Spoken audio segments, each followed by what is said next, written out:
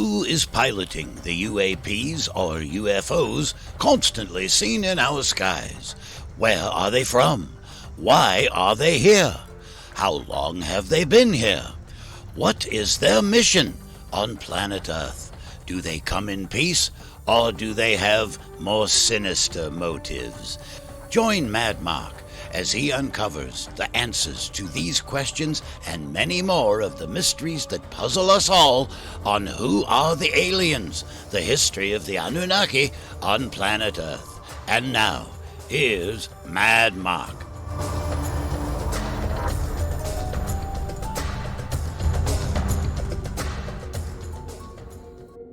Today's episode, the true story of the destruction of Sodom and Gomorrah, plus a look at Anunnaki symbolism in Hollywood. Yes, Hollywood.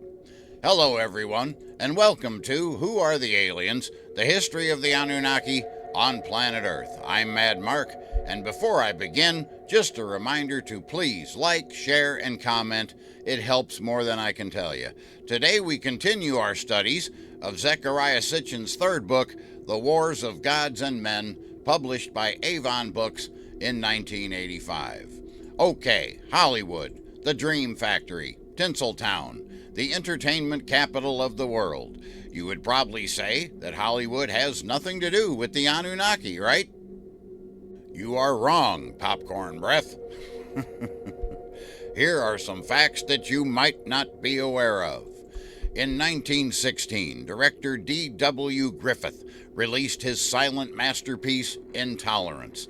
It was a 3.5-hour epic weaving together 4 storylines: the fall of Babylon, the crucifixion of Christ, the St. Bartholomew's Day massacre in France, and a modern American story about social injustice. For the Babylon scenes, Griffith commissioned what was then the largest and most elaborate film set ever built. It featured massive ceremonial gates, winged human-animal figures, and the rosette motif associated with the Tree of Life. The scale was immense. The walls rose more than 100 feet, and the set dominated the Los Angeles skyline for years after filming wrapped. When the Hollywood and Highland complex was built in 2001, its designers deliberately recreated parts of Griffith's Babylonian set, including the colossal winged guardians and the rosette above the central archway. Millions pass beneath them each year, often unaware that they are walking through a modern reconstruction of Mesopotamian temple imagery. Now, if that's not Anunnaki symbolism, I don't know what is. Where have we seen that before? But that's not the end of it. Hollywood is full of ancient symbolism. Lionsgate recalls the monumental lion gates of Mycenae in Babylon. The MGM logo frames a roaring lion in a ceremonial arch. Hollywood Pictures uses an Egyptian sphinx. TriStar's Pegasus is the winged horse of Greek myth linked to divine inspiration.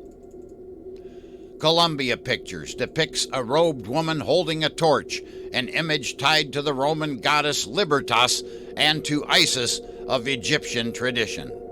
In the ancient world, these figures marked a threshold. Passing between them meant leaving the human realm behind and entering the domain of the gods. So what exactly is Hollywood trying to tell us? That it too is a gate guarding a lineage inherited from the temples of the old world? How many times through the years has Hollywood released films that either gave hints of the Anunnaki or what is really going on this planet? The Matrix, Close Encounters of the Third Kind. The list goes on and on. So just like in our nation's capital in Washington, D.C. that we talked about a couple episodes ago, Anunnaki symbolism is everywhere if you know where to look. If you know, you know. Okay, it's finally time to dive into the facts surrounding the terrible tragedy that led to the mass exodus of the Anunnaki from planet Earth. As I stated in a past episode, I just want to remind everyone now that this is the story of these events from the human perspective, as it is written in various ancient texts. The more in-depth version, the one that answers more questions, the version taken directly from the Anunnaki point of view, is the version written in the Book of Enki, which we will dive into on future episodes. Once we wrap up our studies of this event, we will also reach the end of the book we have been discussing here, The Wars of Gods and Men by Zecharia Sitchin. And after that, we will start in on the Book of Enki, which I mentioned previously. So there's lots of exciting information on the way on this program in the weeks and months ahead. You won't want to miss a second of it. As I've discussed on previous episodes, these were the times when Marduk/Amun-Ra and his son Nabu were making the final push to instill Marduk as the one true god of planet Earth. Marduk-Ra was attempting the same type of coup in Egypt at this same time, but that was more of a battle strictly within the ranks of the Anunnaki themselves, and is a story for another episode. For now, let's concentrate on Canaan, Sumeria, and the Sinai. Why were these areas important to Marduk's plan of domination? Because, as I have said many times on this program, he who controls the skies controls everything. More specifically, he who controls the comings and goings of the Anunnaki ships from Nibiru controls everything. And where were the spaceport and mission control centers located at that time? The Sinai and Jerusalem. The Enki clan had attempted to control these areas many years earlier, and that insurrection had led to the Pyramid Wars. But now, Marduk-Ra was attempting to do it all on his own with the help of his son, Nabu.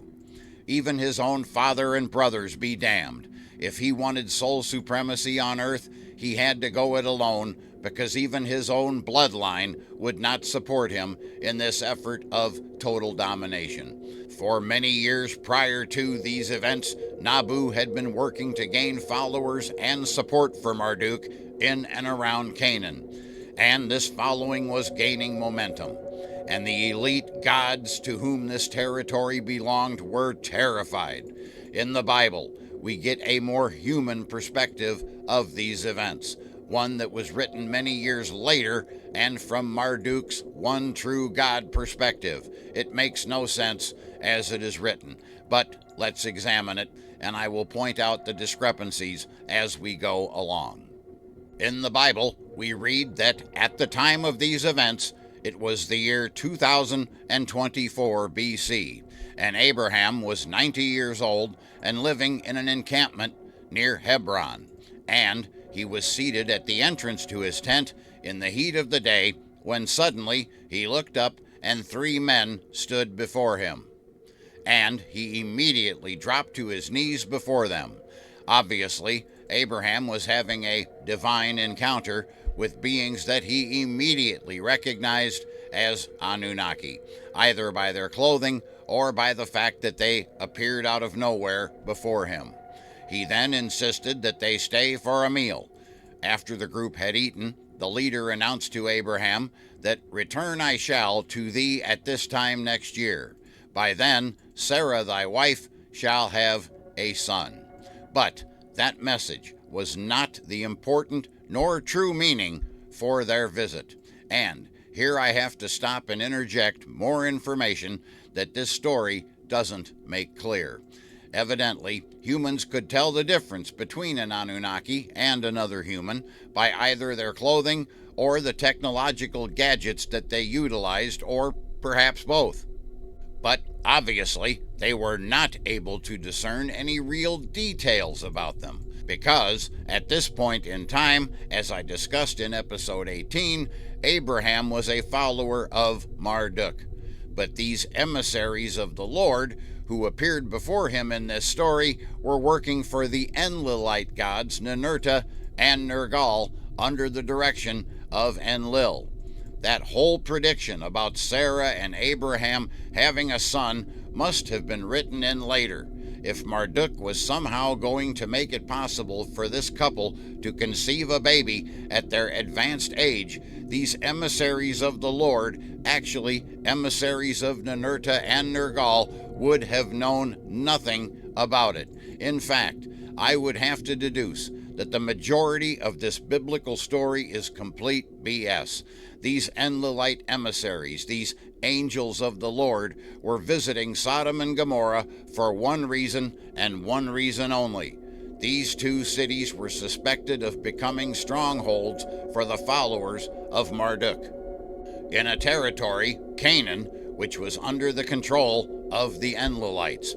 Yes, indeed, they were on a much more ominous mission, the purpose of which was to verify accusations regarding Sodom and Gomorrah, stating that the outcry regarding Sodom and Gomorrah being great and the accusations against these cities being grievous. The emissaries of the Lord continued, "We have come down to verify. If it is as the accusations state, then we will bring great devastation to these cities. And if not, we wish to know." Now, here again is another perfect example of why these were simply messengers of an Anunnaki god and not angels of the Lord, the creator of the universe, as the Bible would have us believe. Because the all-knowing, all-seeing, great omnipotent creator of the universe would have known exactly what was going on in Sodom and Gomorrah, and he would not have needed basically spies to go down and check it out for him. It's almost laughable what the Bible expects us to believe. Now, this topic of the destruction of these two ancient cities has become one of the most frequently depicted and preached about stories in the Bible. Not to mention that it is also hotly debated among scholars. The first group obviously has absolutely no doubt in their minds that God rained down fire and brimstone from heaven and destroyed these two sinful cities. And the latter group, the scholars, are constantly searching for natural earthly phenomenon such as an earthquake or a volcano to account for this disaster. And they are both barking up the wrong tree. No answers will be discovered in either group because none of that is what really happened. But the answer is actually closer to the biblical account than the scientific theory, because this was not a natural calamity. Indeed, it was a premeditated event. The Lord, or angel, or emissary, discloses to Abraham ahead of time what is about to happen and why. Why, at least in this version of the story. This destruction had nothing to do with sin, which I will prove as we continue. But nonetheless, it was an avoidable event, and it was also a postponable event, one whose occurrence could be earlier, later, or not at all. This one fact rules out any natural disasters which happen whenever and wherever they damn well please. Only Mother Nature knows for sure. At this point in the story, Abraham, in an attempt to prevent this tragedy from happening at all, begins to actually argue with this angel/emissary. "What if there be 50 righteous men in the city?" he bargains. "Would thou destroy it then?" And as soon as the angel agrees to spare the cities if 50 righteous men can be found there, Abraham decides to haggle further, eventually negotiating that number down to 10 righteous men. But again, we have to ask, wouldn't the creator of the universe already know in advance how many righteous people lived in these cities? Isn't he supposed to know every thought that makes its way into our brains? This is what I was always taught anyway. But what is that old saying, "There's a sucker born every minute"? And another thing, couldn't the creator of the universe have just snapped his fingers and made these two cities disappear without irradiating much of the Middle East? Yeah, this wasn't the creator of the universe, people. As I have proven so many times on this program, this was the Anunnaki. But let's continue with this biblical fallacy. So, At this point in the story, these emissaries of the Lord leave Abraham and next appear in Sodom at the home of his nephew Lot, who, as Abraham had earlier, immediately recognizes them as representatives of the Lord, again, probably due to their clothing, who knows.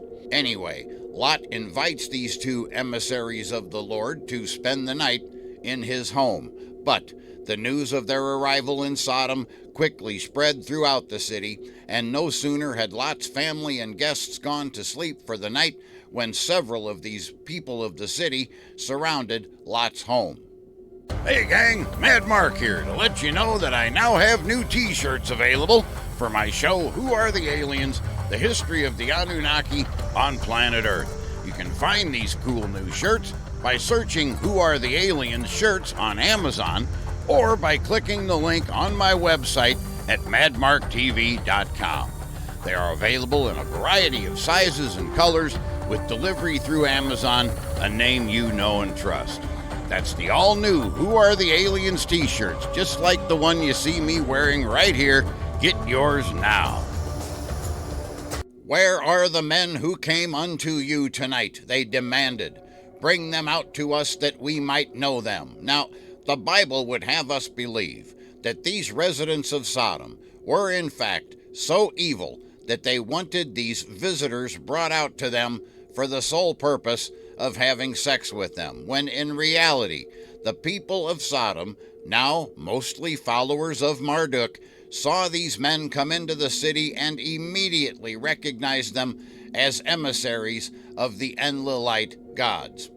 One has to wonder how they were able to pick up on this fact when Abraham and Lot missed it completely. But again, it's the Bible, so we have to suspend belief here a bit. Okay, to put it bluntly, these Anunnaki representatives of the Enlilites were now in deep shit, having been recognized by the followers of Marduk, who were now in control of Sodom.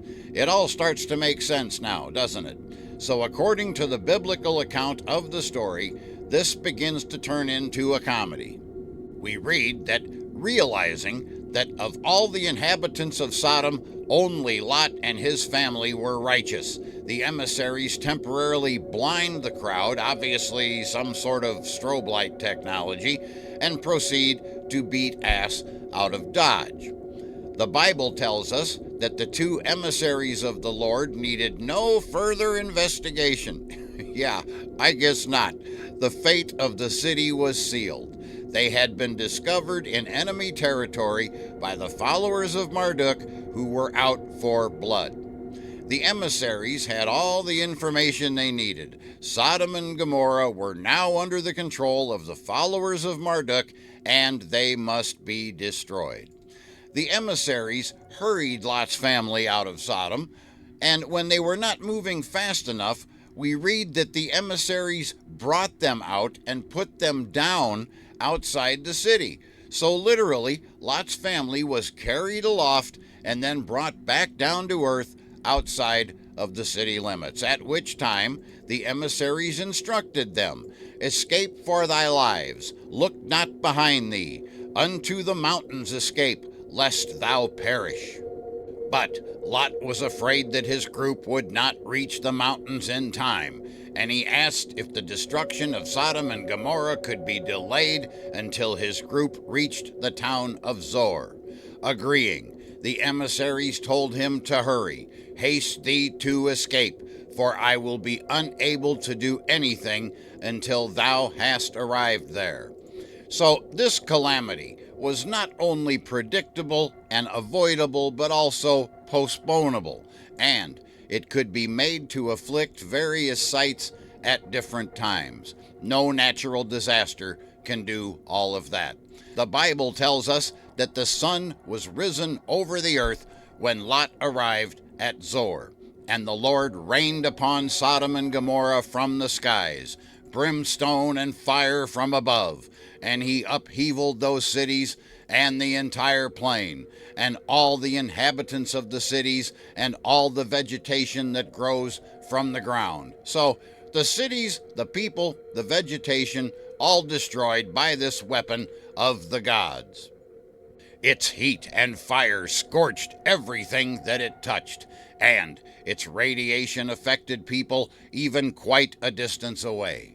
We've all heard the story of Lot's wife, who ignored the emissary's advice and turned around to look back and was immediately vaporized. One by one, the cities that had enraged the Enlilite gods were laid to waste, and each time Lot was allowed to escape. And he and his daughters went on, as instructed, to dwell in a cave in the mountains. Having witnessed the total destruction of all life in the Jordan Plain and the vaporization of their mother, what were Lot and his daughters to think? The Bible tells us that they believed that they had just witnessed the end of mankind on planet Earth, that they were now the sole survivors, and that they would have to resort to incest in order to repopulate the planet. Imagine their surprise when they eventually encountered other people. Whoopsie daisy. Which, of course, if these events had all been the acts of the creator of the universe, he would have been aware of what they were about to do and come down and stop them. Either that, or he has an extremely warped sense of humor. So we will leave them to their business and check in on Abraham. He had woken early that morning and stood facing Sodom and Gomorrah, where he witnessed destruction similar to Hiroshima and Nagasaki, the destruction of the Jordan Plain by atomic-type weapons in the year 2024 BC. Witnessing this devastation, Abraham no longer felt safe even in the Hebron Mountains some 50 miles away.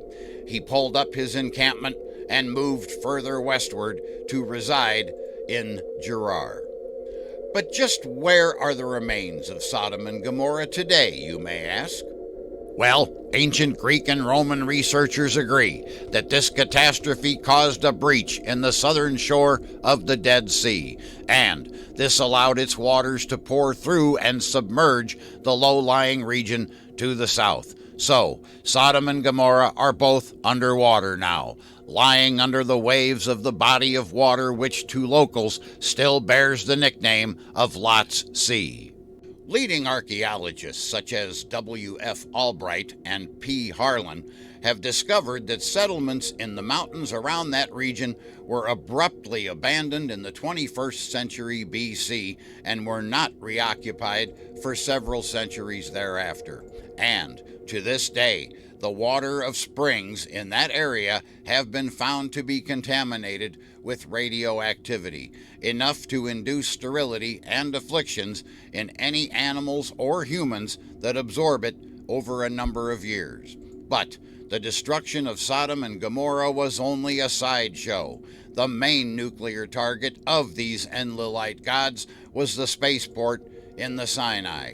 It too was completely obliterated by atomic weapons, leaving behind a deadly radiation that lingered on for many years. The strategy was simple. If they were unable to stop Marduk from taking over the Mission Control Center in Jerusalem, so be it, because a lot of good it would do him to possess that if there was no longer a spaceport.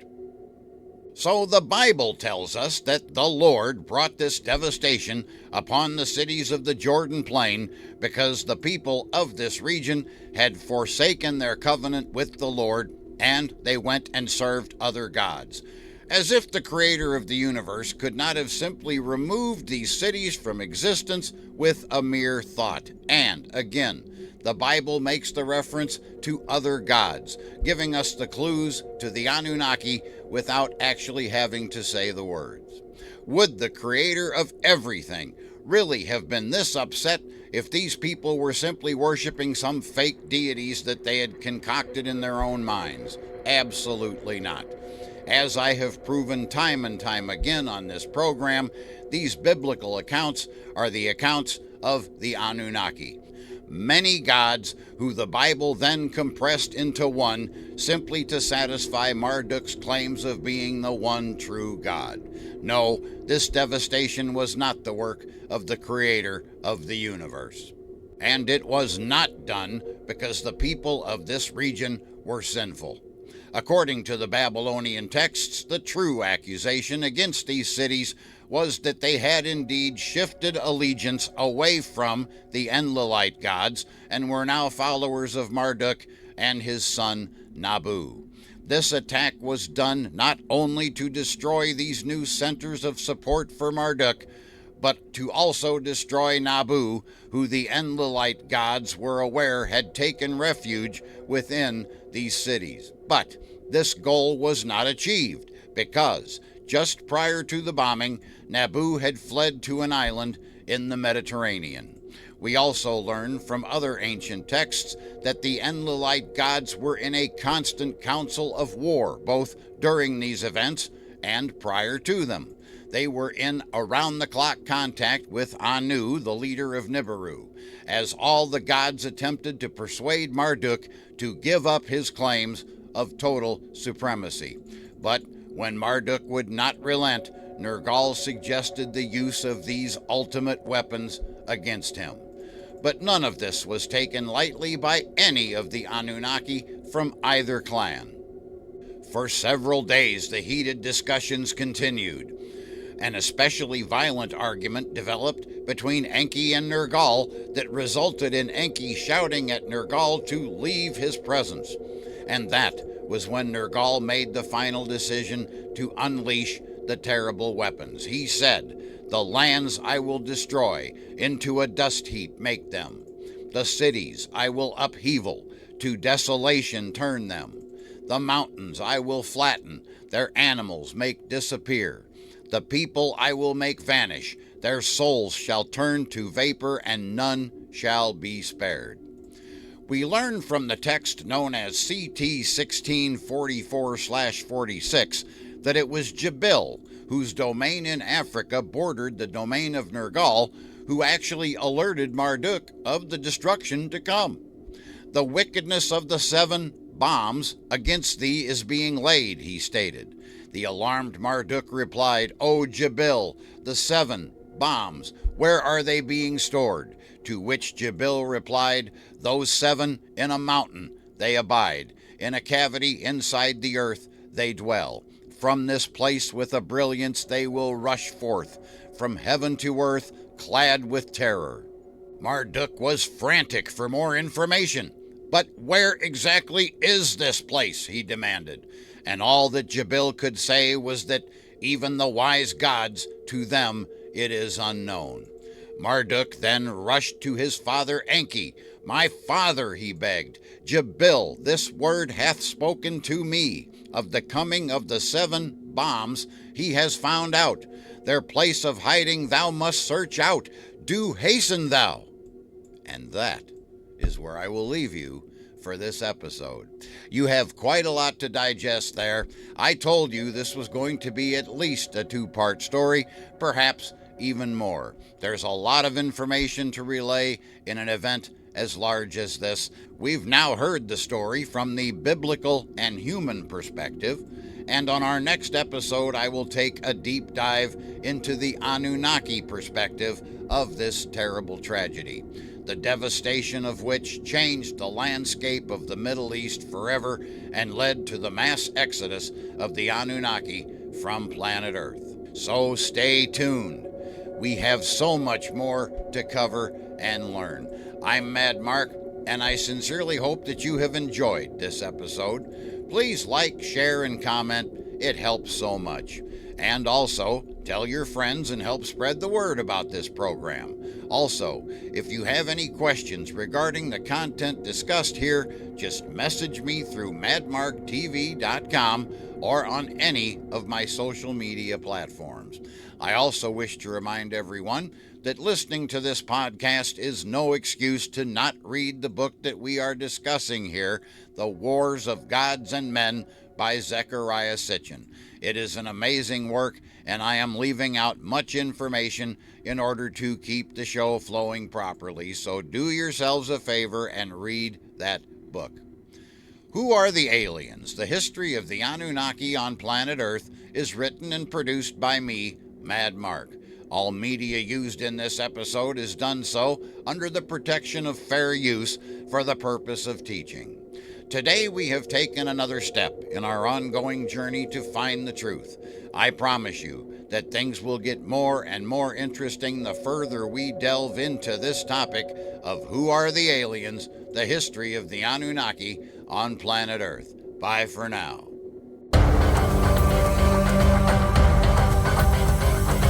You've been listening to Who Are the Aliens? The History of the Anunnaki on Planet Earth with your host, Mad Mark. Join us again on our next program when Mad Mark will once again uncover the answers to the mysteries that puzzle mankind.